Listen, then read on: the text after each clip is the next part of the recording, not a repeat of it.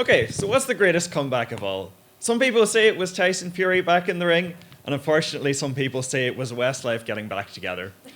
But tonight I'm going to tell you about the greatest comeback in the works right now, the return of my little friend, the woolly mammoth, from extinction.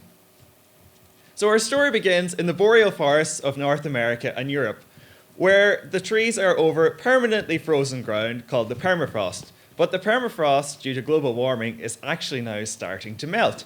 And that's a little bit worrying because in the permafrost is 11,000 years worth of plant life that, if allowed to thaw, would release twice as much CO2 as we already have in the atmosphere and be the equivalent of burning down all the Earth's forests several times over.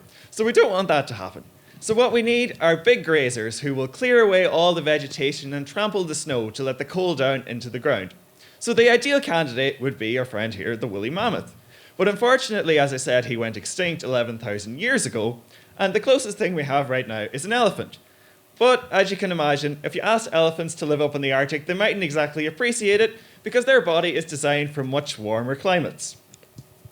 The design of a living being is laid down in its DNA. For example, my DNA says I should have dark hair. If we wanted to change the design of the DNA, what we could do is take elephant DNA that's growing in the lab and use a new technology called CRISPR-Cas9 to edit the elephant DNA to make it more like mammoth DNA. So just to explain this in everyday terms, this could be like taking a film script. For example, The Avengers, cutting out a scene and inserting a scene from Game of Thrones. Then it would be more like Game of Thrones. The one challenge in this would be that changing all the difference between an elephant and a mammoth would be making 1 million individual difference, which is, a mammoth undertaking.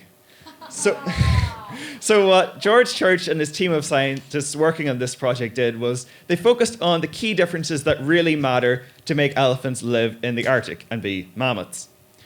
So just to compare this to everyday life, so say, for example, if we had McDonald's gone out of business and we wanted to recreate it from our local chipper, the first thing we do, we stick a great big M outside and call everything Mac. And then we'd worry about the rest later. So what they did is, to work on the elephants, is that they added a thick layer of fat under the skin to keep them warm. They changed the blood system so that they could carry oxygen at low temperatures, and they gave the elephants the great long shaggy hair that mammoths have.